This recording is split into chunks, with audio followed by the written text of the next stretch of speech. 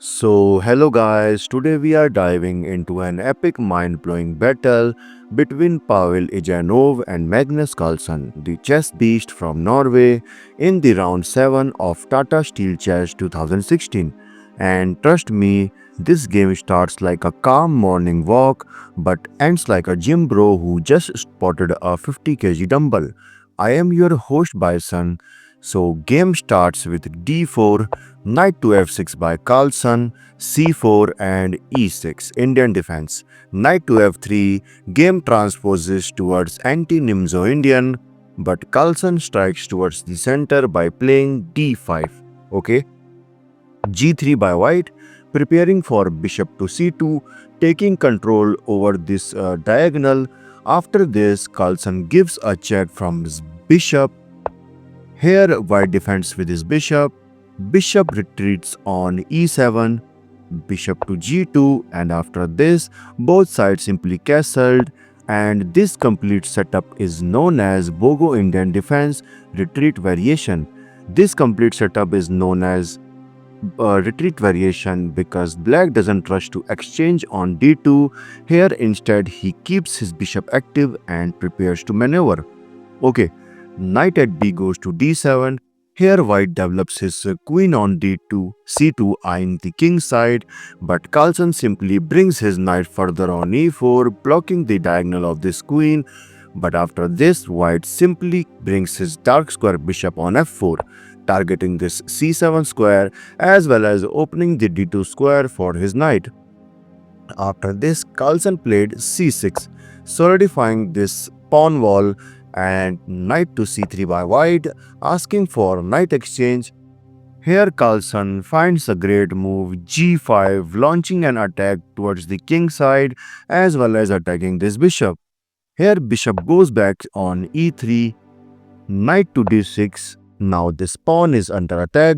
That's why white first played b3. Okay, knight to f5, targeting this bishop.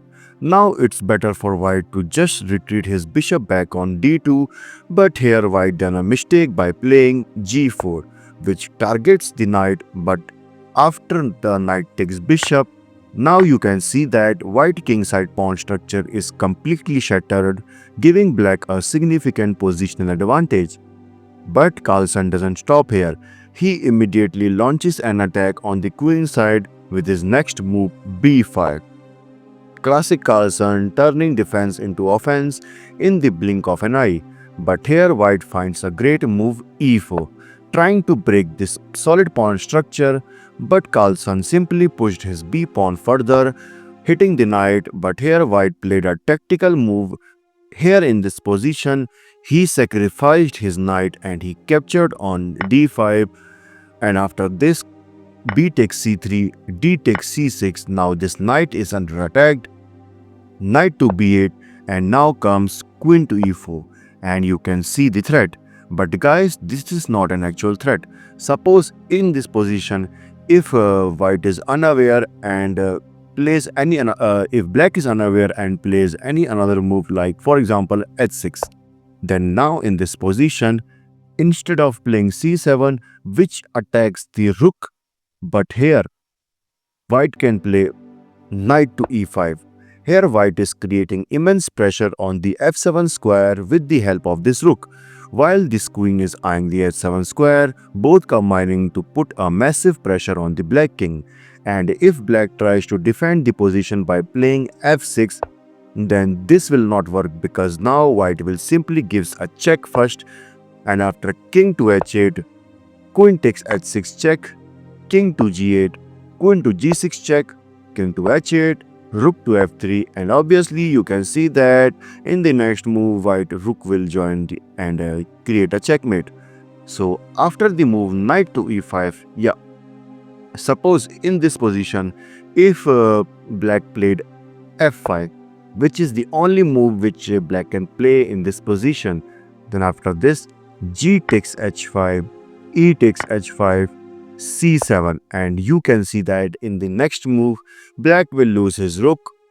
So that's why in the actual game, after the move queen to e4, here Carlsen played a best move which is f5, targeting the queen.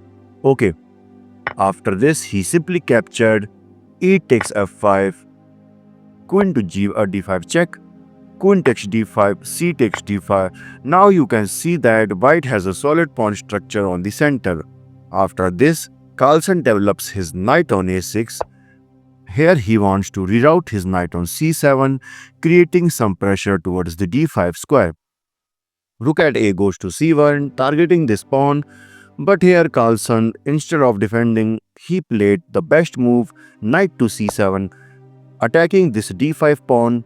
White defends it by bringing his knight further on e5. Okay, after this, instead of defending this with his bishop, Carlsen simply pushed his f-pawn further. Here, instead, the better move for black is to just bring his knight on b5, defending the c3 pawn. Instead of capturing the pawn, white brings his knight on c4, preparing to push his d pawn further, forking this bishop and the knight. So that's why Carlsen defends this by placing his rook on d8. And finally, white grabbed this c3 pawn with his rook. Knight takes c5, targeting this rook, but white counterattacks with the move c7. But here, some of you might think that black can easily protect this by bringing his rook on d7. But guys, here after this, white will bring his rook back, and you can see that suddenly this rook on a8 is become useless, and this position is completely equal for both because there is no more attack which black can create in this position.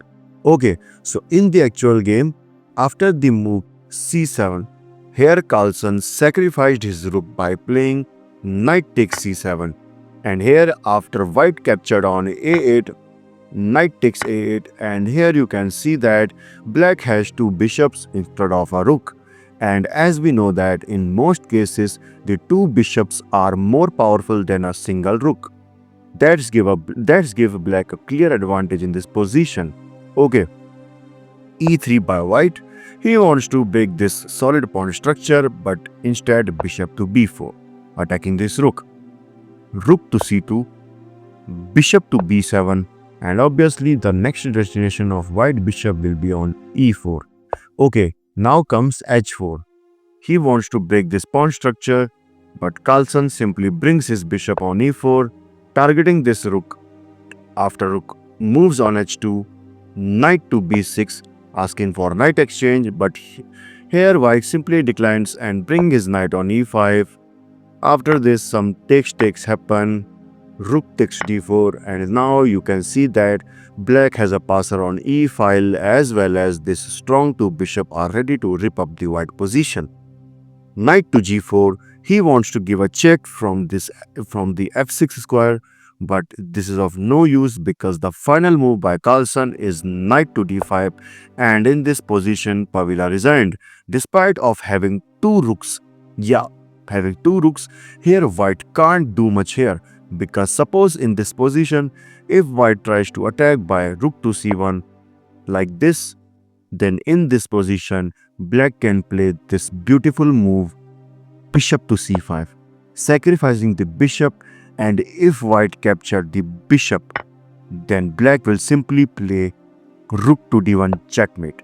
Wow, what an amazing, incredible game by Carlsen. Thanks for watching. I hope you enjoyed this video. Don't forget to subscribe, to hit that subscribe button, because it really motivates me to keep bringing you more epic chess battles. This is your host Bison signing off. Bye bye.